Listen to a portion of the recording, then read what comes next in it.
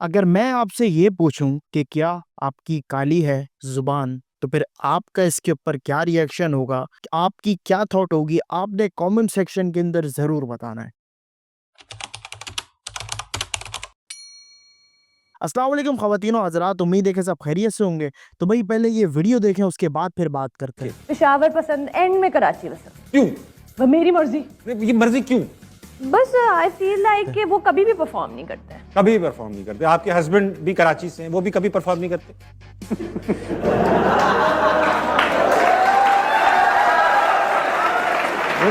वो भाई वो इस बात के वो लिए एक्टर थोड़ी है, वो तो डायरेक्टर है, वो क्यों परफॉर्म करे? Right, good cover. कल मैं लेकर आऊंगी, आप खुद तो पूछ। भाई ये है पाकिस्तान के ताबिश हाशमी, जो कि जिनका नाम, जिनका काम और जिनकी पहचान इस 2 नंबर बातों से, 2 नंबर सेंटेंसेस से शुरू होके ख़त्म वहीं हो जाता है। इनके शोज़ के अंदर, टीवी शो हो जाए या फिर ये किसी भी पॉडकास्ट के अंदर बैठ जाए, वहाँ पे इनकी बात शुरू ही ऐसी होती है कि भाई डबल मीनिंग से बात होती है। और डबल मीनिंग से फिर आपको पता है कि वल्गर चीज़ें कितनी फैलती हैं माशरे के अंदर। अगर आप डबल मीनिंग बात करें, जैसे मैंने आपसे इंट्रोडक्शन में एक सवाल का जवाब भी पूछा है, आपने कमेंट सेक्शन में ज़रूर बताना है। तो आप इस चीज़ को सोचें कि भाई आपने क्या सोचना है और पब्लिक ने जो सामने बैठी है उसने क्या सोचना है।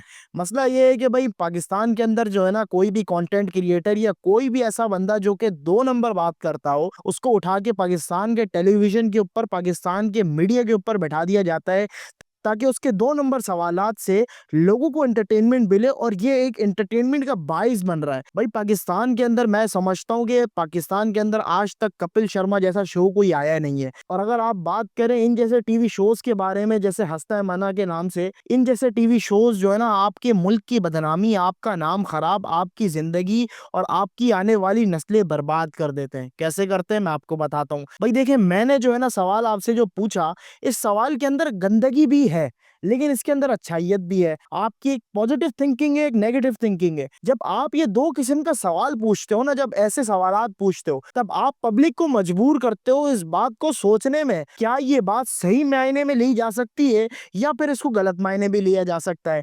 आपने जो शो बनाने हैं, आपने जो भी एंटरटेनमेंट के लिए या फिर फैमिली फिगर के लिए कोई भी ऐसा कंटेंट जो कि आप पब्लिकली लाइव कर रहे हैं, उसको आपको सोच के बनाना पड़ेगा कि भाई ये कंटेंट, क्या इस कंटेंट के अंदर गंदगी तो नहीं है, बेहूदगी तो नहीं है। मैं एज़ अ पाकिस्तानी भाई कपिल शर्मा शो बचपन से देखता आ रहा हूँ, और मैंने देखा है कि भाई कपिल शर्मा ने कभी भी इस किस्म की वल्गर चीज़ें, कभी भी इस किस्म की वल्गर बातें ऑन द डेली बेसिस के ऊपर अपने चैनल के ऊपर कभी बात नहीं करी। वो एंटरटेनमेंट देता है, एंटरटेनमेंट का चैनल है, तभी उसको दुनिया के अंदर वर्ल्ड वाइड लोग उसको देखते हैं और उसको पहचानते हैं और उसको जानते हैं। लेकिन जहाँ तक इन जैसे 2 नंबर, अब मैं गाली तो नहीं दे सकता, लेकिन इन जैसे जब 2 नंबर लोगों की बात आती है ना, तो फिर जो है ना आपको लगता है कि भाई आप एक ऐसे मुल्क में पैदा हो गए हो जहाँ की सोच, जहाँ का मयार, जहाँ की अक्लमंदी, जहाँ की दानिशवरी सिर्फ इसी 2 नंबर बातों के अंदर है, डबल मीनिंग बातों के अंदर है।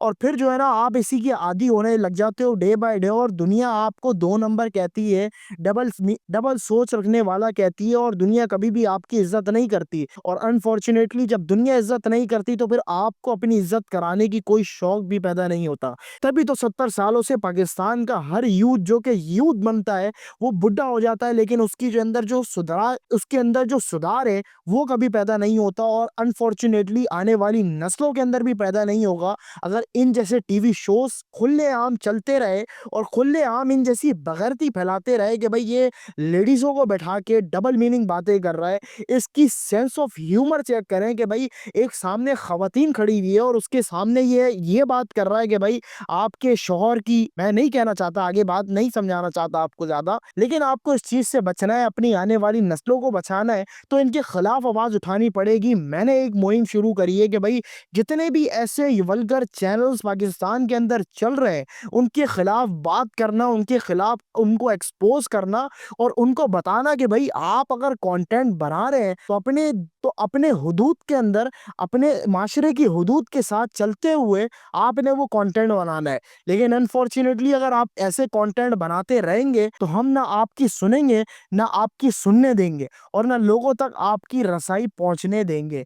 मैं ये समझता हूँ पाकिस्तानी एक बहुत अच्छी कौम है अगर पाकिस्तानी सही रास्ते पर चले। लेकिन अनफॉर्चुनेटली जब इन जैसे लोग आपको दिखाने के लिए कंटेंट, अपने आप को बिकवाने के लिए जब टीवी शोज के ऊपर आते हैं, तो अनफॉर्चुनेटली फिर आपका माइंडसेट, आपकी आने वाली नस्लें सब बर्बाद हो जाती हैं। तो भाई आपने इनको खुल्लम खुल्ला बायकॉट करना है। और अगर कोई भी आपको आगे ये बोल रहा है ना भाई बहुत टाइट शो है, बहुत टाइट बात करता है, फला ये फला वो, ऐसी की तैसी, बोलो भाई आप ये बताओगे आपके आने वाली नस्लें अगर ये सवाल पूछे और वो सवाल वो आपसे करें तो क्या आप उस बात का जवाब दे सकेंगे? नहीं दे सकेंगे, क्योंकि लिए ये वल्गर चीजें डे बाय डे बहुत ज्यादा बढ़ती हैं।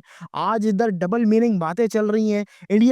इंडियन शोज के ऊपर पहले डबल मीनिंग बातें चलती थी, आज खुल्लम खुल्ला गाली गलौज चलती है। तो आप सोच लें कि भाई आपके आने वाले टाइम के अंदर खुल्लम खुल्ला गाली गलौज चलेगी तो फिर आप उसका क्या करेंगे? ये पाकिस्तानियों के लिए एक बहुत बड़ा सवाल है। पाकिस्तानी इस बात के ऊपर सोचें, अज़म करें और इस चीज को छोड़ने की पूरी कोशिश करें। मेरा इतना ही पैगाम था। वीडियो अच्छी लगी तो वीडियो को लाइक कर देगा, चैनल को सब्सक्राइब नहीं किया तो चैनल को सब्सक्राइब कर देगा। और अगर आपको आने वाले टाइम के अंदर इन जैसे लोगों को एक्सपोज करते हुए हमें देखना है तो भाई आपने जो है ना बेल आइकन को लाजमी दबा के रखना है और आपने अपने कमेंट सेक्शन के अंदर अपनी राय लाजमी बतानी है कि भाई आपकी राय क्या है, और वो भी गंदी सोच के साथ नहीं लिखने।